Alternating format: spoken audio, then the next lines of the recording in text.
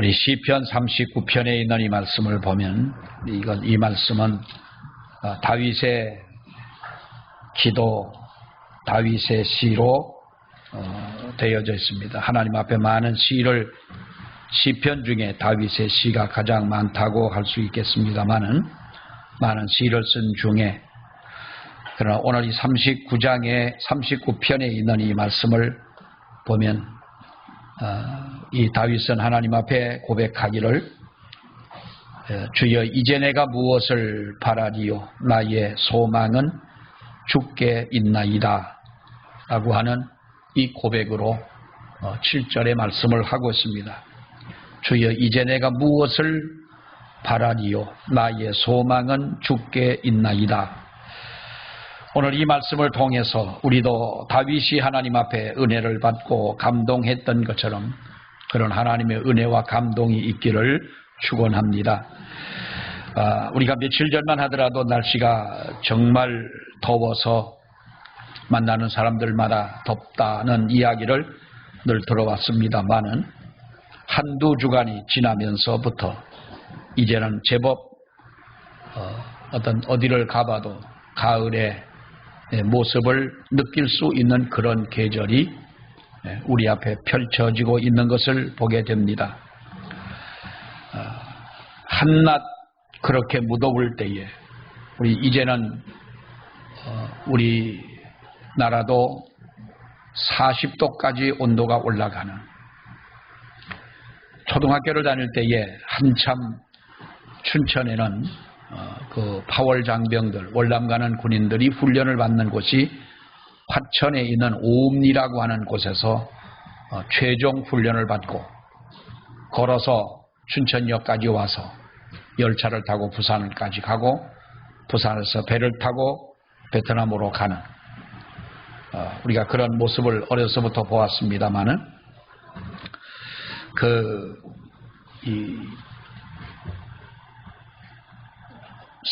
지금 또 많은 우리가 세월이 지나긴 했습니다만은 이 훈련을 받고 언제 살아 돌아올는지 알 수가 없는 정말 그런 어떤 순간들 아니겠습니까? 훈련을 받을 때는 그래도 내 땅에서 훈련을 받습니다만은 훈련을 받고 열차를 타고 부산항을 가고 부산항에서 배를 타고 한 번도 가보지 않은 월남이라고 하는 그 땅을 여행 가는 것이 아니라 전쟁을 하러 가는 바로 그러한 사람들의 마음 속에 무엇을 어떤 마음을 가지고 그들이 갔겠습니까? 젊디 젊은 20대의 젊은 청년들이고 그 군인들입니다. 10년 동안 전쟁을 하면서 7,000명이 넘는 사람들이 군인들이 죽었다. 10,000명이 넘는 사람이 희생을 당했다. 이렇게도 이야기를 합니다만 정말 우리가 그러한 그 일들을 지나면서 그때의 그들의 마음 속에는 어떤 마음을 품고 갔을 것이냐라는 겁니다. 여러분 우리가 가을이라고 하는 것을 이렇게 보면은 계절로 풍성한 계절이고 열매를 맺는 계절이고 또 우리에게 감사할 수 있는 그러한 계절이고 뭔가 마음속에 뿌듯함을 주는 그러한 계절이라고 사람들은 이야기를 하지만은 그러나 사람들은 우리가 생각하는 사람들이라면 더더구나 우리 하나님을 믿는 성도들이라면 우리가 가을을 대할 때마다 감사한 일들도 많지만 그러나 그와 더불어 우리 인생을 한번 깊이 생각해 볼 수 있는 그런 기회가 우리 가을이라고 하는 이 계절이 아닌가 싶습니다. 가을에 메마른 나뭇가지를 보면서 마른 잎들을 보면서 우리 인생을 생각하는 사람들이 많이 있었습니다. 우리들이 이러한 자연의 변화를 보면서 그러한 생각을 하는 것은 어떻게 보면 자연은 있다가 없어지는 추상적인 것입니다. 그러나 내 인생은 실상이기 때문에 그러한 것이지요. 내가 지금 가는 길이 어느 길이며 어디까지 왔으며 우리가 이러한 계절을 만나면서 하나님이 우리에게 주시는 이 계절의 변화를 우리들이 보면서 저물로 나는 하나님 모시기에 어떤 모습을 가지고 우리들이 살아가느냐라고 하는 것입니다. 사랑하는 여러분, 계절의 가을이 우리를 찾아오듯이 우리 인생에도 가을은 분명히 있다는 것 여러분 잘 알지 않습니까? 떨어지는 낙엽을 보며 우리 인생도 저렇게 떨어질 것을 생각하는 것이 어쩌면 지혜로운 사람이라고 할 수가 있을 것입니다. 또 요즘에 보면은 많은 사람들이 이 핸드폰으로 사진을 찍어서 이렇게 SNS에 올리고 또 전송도 하고 합니다마는 그 해지는 저녁 노을이 유독 이 가을에는 아주 아름답습니다. 어떤 분이 가을에 그 해지는 노을 서해안 어느 바닷가에서 찍어서 보내면서 아주 멋있는 글귀도 써서 넣은 것을 볼 수가 있었습니다. 기우는 석양을 바라보면서 우리 인생도 저렇게 저물 때가 있음을 잊지 말아야 할 것이다 라고 하는 아주 멋있는 글귀라기보다는 우리가 늘 생각하는 글귀겠습니다만은 정말로 인생이라고 하는 것이 여러분 어찌 보면은 더덥기 거지없는 그런 인생이 아니겠습니까? 그런데 인생이 왜 이렇게 덧없을 수밖에 없는가를 우리는 한번 생각을 해보자라는 것입니다. 여러분, 그리고 우리 인생의 가을을 생각한다면 과연 우리는 열매를 하나님이 보시기에 아름다운 열매를 우리는 지금 맺는 그런 인생이냐? 오늘 이 본문의 말씀을 보면은 다윗이 하나님 앞에 기도한 두 가지 기도의 제목을 볼 수가 있습니다. 4절에 있는 말씀을 보면은 첫 번째 기도인데 그는 이렇게 기도하지요. 여호와여, 나의 종말과 연한이 언제까지인지 알게 하사 내가 나의 연약함을 알게 해달라. 하나님, 나의 연약함을 알게 하소서. 그랬는데 여러분 뭐라고 말합니까? 나의 종말과 나의 연한이 언제까지인지 알게 하사 나의 연약함을 알게 하소서. 다윗은 여러분 골리앗을 싸워 이긴 장군입니다. 그리고 다윗은 이스라엘의 왕이었습니다. 전쟁을 해서 한 번도 져본 적이 없는 그러한 명장이었습니다. 그런 다윗이 하나님 앞에 엎드려 기도할 때에 뭐라고 기도합니까? 하나님이여, 나의 종말과 연한이 언제까지인지 알게 하사 나의 연약함을 알게 해달라는 거예요. 여러분 지금 스스로가 생각해 볼 때에 여러분은 연약한 인생이라고 생각하십니까? 나는 강하다고 생각하십니까? 나는 뭐든지 할 수 있다. 나는 젊기 때문에 어쩌면 나의 펼쳐진 내 인생의 미래는 내가 책임지고 내가 강하게 살아갈 수 있다고 우리는 그렇게 생각을 하지만은 그러나 다윗은 뭐라고 말합니까? 나의 종말, 하나님 나의 연한이 언제까지인지 알게 해 주시옵소서. 그리고 나의 연약함을 알게 해달라. 다윗처럼 나의 연약함을 아는 것이 지혜 중에 지혜인 줄로 믿습니다. 우리가 이 연약함을 안다면 사랑하는 여러분 어떤 기도가 나오겠습니까? 7절에 있는 말씀에 보면은 다윗이 뭐라고 기도합니까? 주여, 이제 내가 무엇을 바라리요? 나의 소망이 어디 있습니까? 주께 있나이다라고 했어요. 나의 연약함을 안다면 우리도 다윗처럼 이러한 고백이 저절로 나오게 되는 줄로 믿습니다. 다윗이 드린 기도는 우리가 드리는 기도와 사뭇 다른 그런 기도를 드렸다고 볼 수가 있겠지요. 우리는 하나님 앞에 기도할 때에 하나님 앞에 요구하는 것이 여러분 어떤 것을 기도합니까? 하나님, 나에게 건강을 주시옵소서. 근데 사실 여러분 그렇습니다. 물론 우리가 세상을 살아가는 동안은 건강하게 살아야 되는 줄로 믿습니다. 아멘한 분들은 100살까지 사시기를 바랍니다. 우리가 살아가는 동안 건강하게 살아야 될 줄로 믿습니다. 이제 아멘 하신 분들은 그래도 99세까지는 사실 줄로 믿습니다. 건강하게 살아야 되는 거예요. 그 건강을 요구하고 물질의 풍성함을 기도하고 자녀들의 형통을 기도하고 내 사업을 위해서 기도하고 지혜를 하나님 앞에 구할 때에도 우리는 어떤 영적 하나님의 말씀에 치이라기보다는 세상을 살아가는 데에 필요한 그런 지혜를 구할 때가 많습니다. 그러니 우리가 기도하는, 우리가 요구하는 이것은 어찌 보면은 다윗의 기도와는 전혀 방향이 다른 그런 간구를 우리가 하나님 앞에 드리지 않느냐. 사랑하는 여러분, 우리는 우리의 인생을 바로 보지 못하기 때문에 우리가 그런 기도를 드린다고 할 수밖에 없을 것입니다. 다윗은 다 자신을 분명히 보았습니다.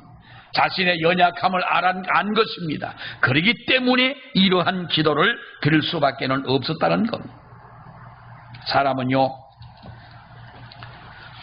내가 스스로 연약하다고 하는 것을 알 때에 인간은 강해진다는 거예요. 믿습니까? 강하다고 생각할 때보다 사실은 우리가 내가 강하다고 하지만은 우리의 연약함을 알지 못하는 미련함 속에서 오는 것이 바로 아니겠습니까? 우리는 한없이 연약한 존재들입니다. 여러분, 우리는 연약함을 깨달아야 될 줄로 믿습니다. 그래서 하나님 앞에 지극히 겸손한 자가 되어 살아가는 우리들이 되어야 한다는 것입니다. 우리의 연약함을 무엇으로 알 수 있습니까? 오늘 이 성경을 보게 되면 다윗이 자기의 인생이 짧다는 데서 인생의 연약함을 그는 고백을 합니다. 여러분 보세요. 우리의 인생은 긴 것 같으나 그러나 지극히 짧은 것이 바로 우리의 인생이라는 겁니다. 5절에 있는 말씀을 보면 다윗이 뭐라고 말합니까? 주께서 나를, 다시 말하면 주께서 나의 일생을, 나의 평생을, 그 길이를 얼마만큼의 길이로 다윗은 고백합니까? 한 뼘밖에는 되질 않는다는 것. 5절에 뭐라고 말합니까? 나를 한 뼘 길이만큼 했다는 겁니다. 한 뼘 길이만큼 했다. 저 오늘 예배를 드리기 전에 우리가 찬송을 할 때에 10분, 50분도 전에 찬송을 했어요. 뒤에 앉아서 기도를 하고 뒤에 앉아서 이렇게 있으면 여러분들이 예배 드리러 와서 나는 뭘 팔러 오시는 분들인 줄 알았어. 뭔 얘기가 그렇게 많아요. 예배 드리러 와가지고 뭔 얘기를 그렇게 많이 해요. 예배 마친 후에 식사하시면서 나가서 커피 마시면서 얘기를 해야지. 그래서 찬송을 좀 일찍 했어요. 근데 그것까지는 좋아요. 근데 왜 예배 시간을 왜 자요? 난 참 전문 용어로 환장하겠는 거예요. 제발 좀 그러지 마시기를 바랍니다. 인생이 짧습니다, 여러분. 손바닥만한 한 뼘 길이만큼밖에 되지 않는다 그랬습니다. 어떤 분이 그럽니다. 평생 세상에 와서 잠자는 시간이 몇 년이냐면 20년을 잔대요. 20년.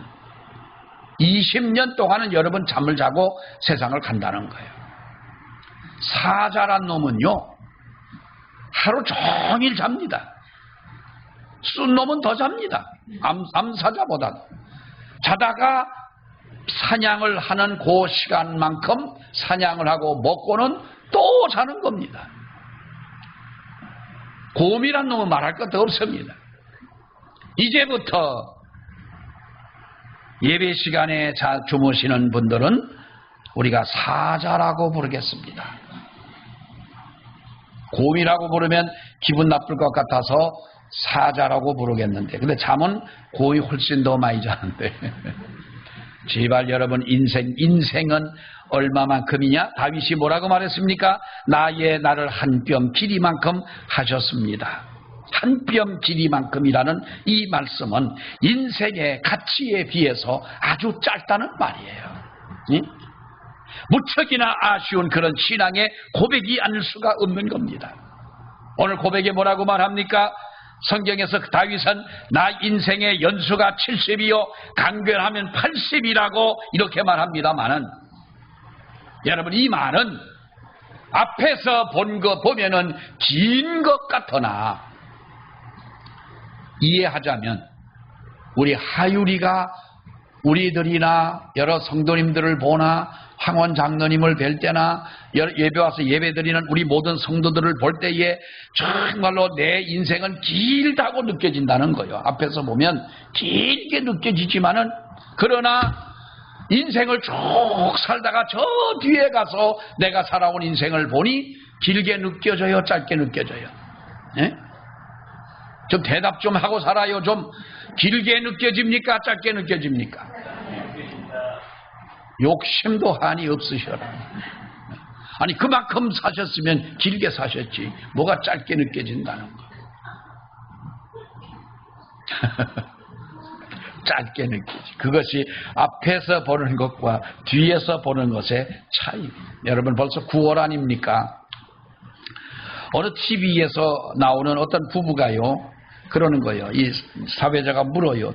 결혼하신 지 얼마 됐냐더니 우리는 둘이가 이렇게 쳐다보는데 부부가 쳐다보는 눈빛이 한심한 것 같아. 왜 내 마음이 그런지 모르지만 우리가 결혼한 지요 40년이 됐습니다. 40년 저 인간하고 살았다는 거지요. 속으로 아이고야 오래 살았네 저 집이 그랬는데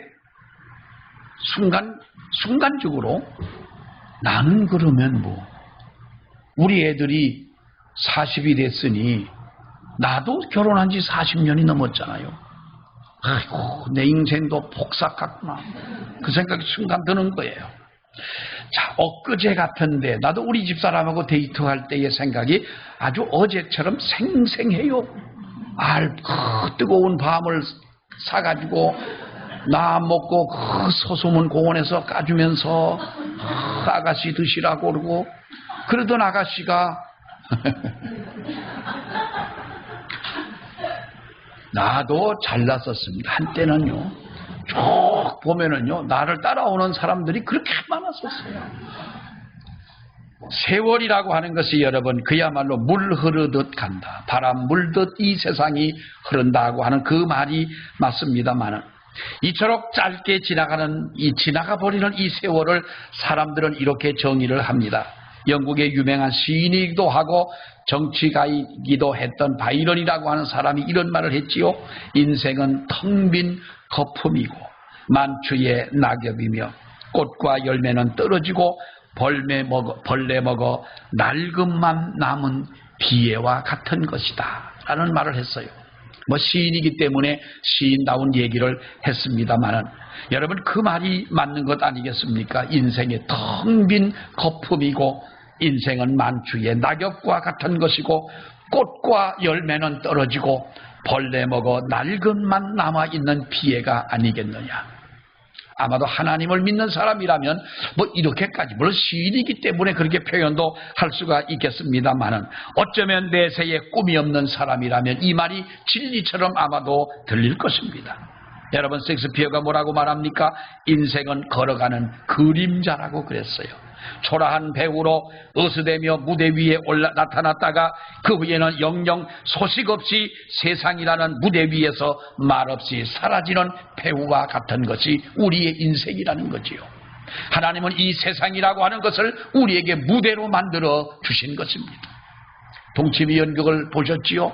그 무대 위에서 여러분 그 배우들이 펼쳐지는 그 이야기들을 보게 되면 우리네 이야기고 우리 가정의 이야기 아닙니까? 양평에서도 그렇고 어디서도 그렇고 그 연극을 보면서 사람들이 많이 눈물을 흘리고 웁니다. 그 무대에서 펼쳐진 배우들의 그 열연 때문에 사람들이 감동을 하는 것입니다. 근데 하나님은 여러분들에게 이 세상이라고 하는 무대를 우리에게 주지 않았습니까? 인생은 누구나 자기의 일생을 연출하고 연기하는 우리는 배우와 같은 사람들 아니겠어요? 내 인생을 어떻게 연출합니까? 내 인생을 어떻게 사람들에게 보여주느냐 하는 것입니다. 다른 모든 사람들은 감동을 주고 다른 모든 사람들은 다른 사람에게 유익함을 주고 많은 것을 깨닫게 해주고 가르쳐주고 유익을 주고 이렇게 살아가는데 우리는 하나님을 믿는 사람이라고 하면서 우리는 무엇을 주고 가느냐라고 하는 겁니다. 여러분, 인생의 덧없음을 깨달을 때에 사람들이 인생을 살아가는 방법은 두 가지로 나타납니다. 하나는 늙기 전에 먹고 즐기자라고 하는 한 부류가 있는 것입니다. 그러니까 여러분, 하루살이처럼 그야말로 불나방처럼 달려드는 것입니다. 이것이 세상을 살아가는 사람들 아니겠어요? 그러나 겸손함으로 내가 어떻게 살까를 결정하는 사람들이 있다는 것입니다. 전자의 사람들은 하나님을 모르는 사람들이라면, 믿음으로 살아가는 사람들이라면 내가 이 세상을 나를 위해서 어떻게 살아갈까 고민하는 사람들이 아니라 하나님이 원하시는 방향으로 살아가는 사람들이, 하나님이 이끄시는 대로 살아가는 사람들임을 믿습니다. 누가복음 12장에 보세요. 어떤 부자가 농사를 짓고 각기 창고에 곡식을 쌓아두고 아주 흐뭇해서 그가 스스로 찬양을 합니다. 내 영혼아 편안히 먹고 마시고 즐기자. 내가 이제는 수년 동안 농사를 하지 않아도 평생 내가 먹고 살만한 이런 걱정 없이 살아갈 수 있지 않느냐고 이렇게 위로할 때에 하나님이 웃으셨습니다. 그러면서 뭐라고 말합니까? 오늘 밤에 내 영혼을 내가 데려간다면 너는 어떻게 하겠느냐라는 거예요. 사랑하는 여러분, 다윗은 육체의 죽음을 통하여 자기의 종말, 그러니까 죽음인 것이죠. 죽음을 통하여 바로 그는 자기의 연약함을 배웠습니다. 오늘은 좀 우울한 어떤 내용이 좀 우울합니다. 사실 찬송도 보면 찬송 493장에 있는 찬송은 하늘 가는 밝은 길이 내 앞에 있으니, 저는 그 찬송을 참 좋아했는데요. 근데 왠지 이 찬송은 장례식 때만 부르는 찬송 같은 거예요. 요단강 건너가 만나리 그러면 여러분, 우리가 이 교회 안에서 그 찬송을 아주 세게 해가지고 저 밖에 있는 분들이 듣는다면 아마도 교회 안에 누가 죽었나 보다 그럴 것 아닙니까? 저 사람들이 요단강 건너가 만나리 하는 찬송을 부르니까 어떤 분이 그렇게 말했습니다. 이 찬송이 왜 거기 보면 구분이 되어 있습니다. 뭐 우리가 회개에 합당한 찬송, 은혜에 합당한 찬송, 전도, 장례 뭐 이런 게 나와 있습니다만은 그럴 때에 부르면 좋다는 것이지 장례식에 부르라는 찬양은 아니거든요, 사실은. 그런데 어쨌든 우리가 본문도 그렇고 찬송도 그렇고 좀 우울합니다만은, 사랑하는 여러분 보십시오. 우리가 육인간이라고 하는 것은 이 세상에서 풀지 못한 최대의 수수께끼가 무엇이냐? 인생이 모든 세상의 어려운 문제들을 다 풀고 가지만은 풀지 못한 것이 인생의 죽음이라는 거예요. 여러분, 죽음을 이긴 사람은 아무도 없습니다. 그래서 미국의 어느 유명한 대학의 멜턴 메이어 교수라고 하는 사람이 오늘의 위대한 사상이라고 하는 책을 썼는데요. 그 책에서 죽음에 대해서 이렇게 말했습니다. 죽음에 대하여 나는 아무것도 말하지 않습니다. 죽음에 대하여 나는 아무것도 생각할 수가 없습니다. 죽음이 무엇인지 나는 아직 모르기 때문입니다. 그래서 나는 죽음을 모른다는 거예요. 뭐 죽음이 뭔지 모르는 사람이 있겠습니까? 그러나 나는 죽음에 대하여 나는 아무것도 말하지 못합니다. 아무것도 생각할 수가 없습니다. 왜냐하면 나는 죽음을 모르기 때문에 그렇습니다. 죽음이라고 하는 것은 역사가 아닙니다. 수천 년 전이나 지금이나 여러분 동일한 것입니다. 역사는 흐르는 것이고 역사는 변화가 있는 것입니다. 그러니까 죽음이라고 하는 것은 여러분 그렇지 않지 않습니까? 그렇기 때문에 역사가 아니다. 지난주에 양평공업사를 87년도에 인수를 해서 오랫동안 공업사를 이렇게 경영하시던 그 사장님이 이제 86세의 나이로 하늘나라를 가셨어요. 참 선한 일을 많이 하셨고 그 공업사를 하시면서 참 많은 사람들을 돕고 장학금을 주고 장례식을 갔는데 어떤 목사님이 어떤 분이 소개를 해요. 하면서 이 목사님이 뭐 인사를 해서 그래 어떻게 이제 날 보고 오셨냐고 그러길래 당신은 어떻게 오셨냐고 물었죠. 그랬더니 이분이 횡성에서 학교를 다니는 전도사 시절에 가다가 고장이 나가지고 양평을 지나갔는데 차가 고장이 나서 그때는 그 앞으로 지나가니까요. 그래서 공업사가 보길래 아주 반가운 마음에 얼른 들어가서 차 수리를 했는데 아무리 봐도 자기한테 돈이 없더라는 거예요. 그래서 사장님한테 사정을 했대요. 그랬더니 아무 걱정하지 말고 그냥 가시라. 전도사님이라고 그러니까 그러고 차에 뭐 썩음한 차니까 그 당시 얼마나 고장이 많았겠어요. 차에 문제가 있으면 언제라도 들어와서 고쳐가지고 가시고 걱정하지 마시라고.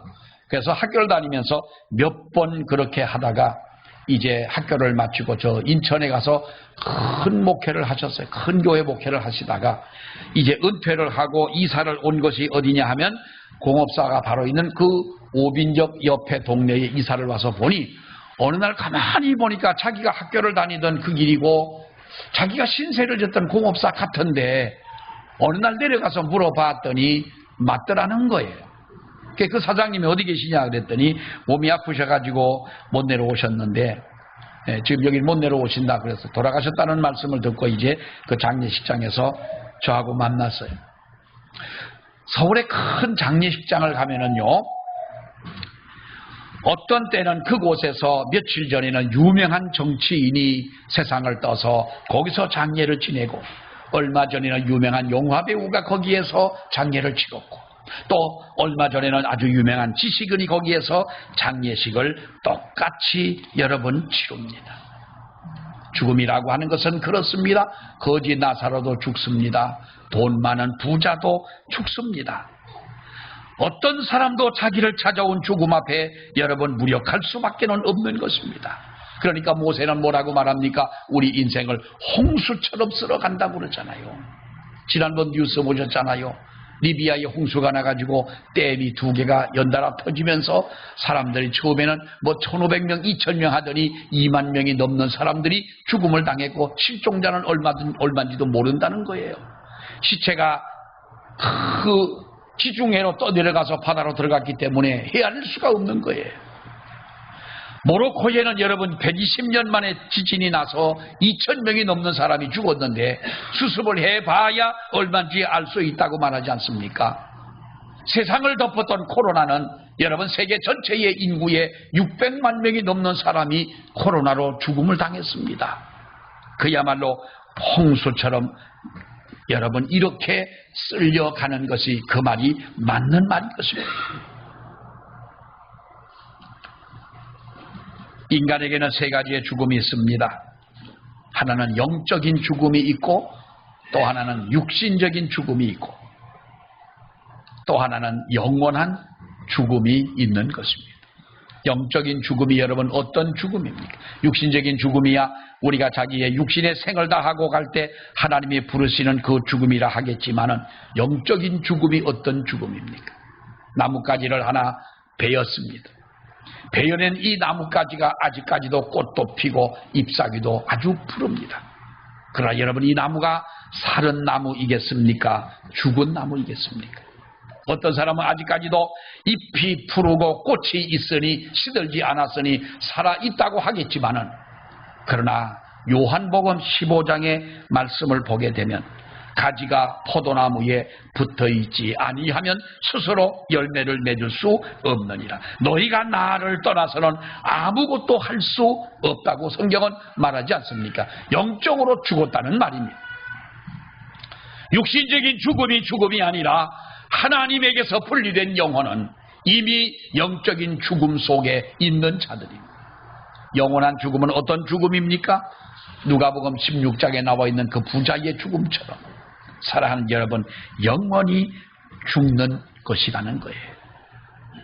나폴레옹이 죽을 때에 누구를 부른 줄 압니까? 여러분 미안합니다. 이 죽음에 대해 죽는 얘기 자꾸 해서 미안합니다만은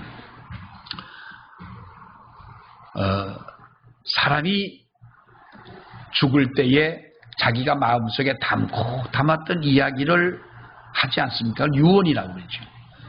그리고 죽을 때는 가장 사랑하는 사람을 곁에 있고 싶고 부르고 싶고 그런 것이 사실인 거예요. 그렇지요? 전혀 표정 없는 여러분들을 보면은 아주 신기해요. 여러분, 나폴레옹이 세상을 떠날 때에 그가 가장 사랑하는 조세핀이라는 자기의 여인을 부른 거예요. 그래서 조세핀이 나폴레옹의 죽음을 이제 그가 마지막으로 보고했습니다. 그런데 나폴레옹은 이 조세핀이라고 하는 여인에게 철저하게 속은 사람이었습니다. 조세핀은 나폴레옹을 사랑하는 것처럼 하고 살았지만은 정말 사랑하는 사람은 딴 남자를 사랑하고 있었고요. 시간만 나면 나폴레옹이 얼마나 여러분 바빴겠어요? 그러니까 집만 나가면 자기 사랑하는 남자와 여행을 하고 연애를 사랑하고 이렇게 지냈던 그 여인인데 이 나폴레옹은 세계를 정복할 것처럼 큰 소리 치던 이 사람이 자기가 가장 사랑하는 줄 알았던 조세핀에게 죽는 순간까지도 속고 마는 거예요. 만약에 그가 그 사실을 알았더라면 얼마나 억울했겠어요. 어쩌면 저는 그 글을 보면서 여러분 보세요. 내가 정말로 사랑했던 물질, 내가 정말 좋아했던 이 세상, 내가 정말로 여러분 사람들은 그래요. 내가 죽을 때 무엇 때문에 눈을 감지 못한다 그러는데 나를 눈 감지 못하게 할 만큼 내 마음에 감동을 주었던 그 무엇이 내가 세상을 떠날 때 나를 붙잡아주는 여인 같은 바로 사랑할 수 있는 그 대상이더냐? 아닌 거지. 여러분, 어떤 교회에 오래전인데 제가 잘 아는 목사님입니다. 어느 날 이런 이야기를 합니다. 하루는 신방을 마치고 피곤해서 이제 들어가 좀 쉬어야 되겠다고 교회를 들어가는데 교회를 찾아온 어느 청년이 마당에 서 있는데 아주 남루한 옷을 입고 서 있더라는 거예요. 그래서 어떻게 왔느냐고 물어봤더니 그가 무엇을 싸들고 왔는데 얼굴은 말랐고 행색은 남루하기 그지가 없고 거진가 그랬더니 이 사람이 거진은 아닌데 그 청년이 목사님에게 어디서 왔냐고 물으니까 대답을 합니다. 저는 과거가 기가 막힌 사람입니다. 이제 더 살고 싶지 않아 가지고 죽을 방도를 찾느라고 이렇게 저 한강을 향해서 가고 있는데 어떤 사람이 전도지를 준 겁니다. 전도지인지도 모르고 쪽지를 줬는데 죽기 전에 그 무언가 하고 한번 저 난간에 서가지고 다리 난간에 서가지고 이렇게 읽어보니까 주 예수를 믿어라 라고 썼더래요. 한 번도 교회를 가본 적은 없는데 주 예수를 믿어라 좋은 말이길래 읽다가 맨 밑에 보니까 더 알고 싶거든 교회를 찾아오라고 그랬더래요. 그래서 한번 교회 가면 내 마음이 이러한 내 마음을 달래줄 수 있는 곳인가 교회를 찾아왔다는 거예요. 그래서 목사님이 앉혀놓고 기도를 해주고 30분 동안은 설교를 했다는 겁니다. 근데 어떤 노트를 보여주더래요.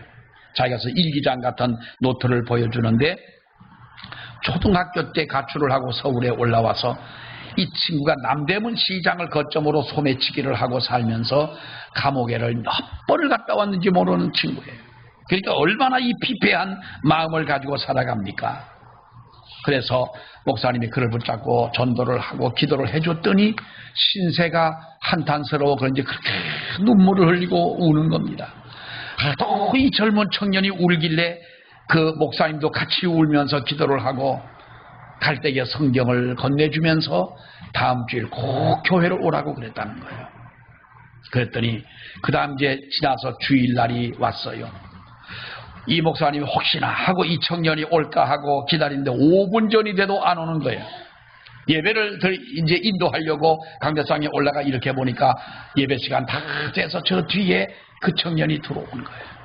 오더니 고개를 숙이고 예배를 드렸어요. 예배를 마치고 나갈 때 그 청년을 만났더니 그저 두 눈에 눈물을 흘린 거예요. 한 주 나오고 두 주 나오고 세 주 나오더니 그 다음에 뭐라고 얘기를 하냐면 목사님 다음 주에는 제가 교회를 나오지를 못합니다. 왜 그러냐 그랬더니 제가 부모님을 만나뵌 지가 10년이 훨씬 넘었는데요. 이제는 내가 부모님을 찾아가서 회개를 하고 용서를 빌고 부모님을 찾아뵈러 가야 되겠습니다. 그리고 집안이 가난해서 공부하지 못하는 동생들을 서울로 어떻든 데리고 와가지고 그 동생들을 키워야 되겠습니다. 이 소매치기하고 이렇게 못 살던 사람이 남대문 어느 교회에 장로님으로 계시다가 지금은 은퇴도 하셨겠습니다마는 그렇게 여러분 한 생명이 변화가 된 것입니다. 하나님은 어쩌면 우리가 죽음이라고 하는 곳을 향하여 가는 사람, 어쩌면 소망이 없는 곳으로 달려가는 사람, 어쩌면 자기의 연약함을 알지도 못하고 이 세상을 살아가는 어리석은 사람들에게 어떤 방법으로도 하나님께서는 말씀을 주시고 그 생명을 구원할 하나님은 길을 만들어 놓고 계신다는 거예요. 거기에 우리는 쓰임받는 사람들이 돼야 하는 줄로 여러분 믿습니다. 세상이라는 것은 그렇잖아요. 제가 가끔 예언을 합니다마는 오늘도 예언을 하자면 아마도 앞으로 100년이 지나면 이게 세월이 자꾸 이제 디데이가 되고 길어지는데 준율이가 있고 하율이가 있어서 길어집니다마는 한 100년쯤 가면 여기 앉아있는 이분들이 다 어디가 계실까요? 제가 예언하는 거예요. 아마도 여기에서 그때 뒤늦게 곡숙교회를 찾아와도 오늘 만났던 이 얼굴을 만날 수가 없겠죠. 우리는 다 이 세상이라는 무대 위에서 하나님이 주신 내 인생의 각본을 가지고 오늘도 우리는 부지런히 연기하는 배우와 같은 존재들입니다. 멋진 인생의 그림을 그리고 다른 모든 사람에게 아름다움을 전해주고 죽어가는 사람에게 진정으로 소망을 줄 수 있는, 그래서 내가 전한 한마디의 말이 죽어가는 사람의 마음을 감동해서 하나님의 위대한 사람으로 쓰임을 받을지, 여러분 그것은 우리는 아무도 알 수 없는 것입니다. 이제 내가 무엇을 바라겠습니까? 하나님에게 내 생명이 있고 하나님 안에 나의 모든 것이 있다면 손바닥만한 나의 인생을 살아가면서도 우리는 우리의 가야 할 길을 가야 될 줄로 믿습니다. 기도하겠습니다. 하나님 은혜를 감사합니다. 다윗의 기도처럼 우리의 연약함을 알게 하시고 나의 소망이 주께 있음을 감사하며 하나님의 맡겨진 귀한 사명을 감당하는 우리들이 되어지도록 주여 은혜 위에 은혜를 허락해 주시옵소서. 예수님 이름으로 기도하옵나이다. 아멘.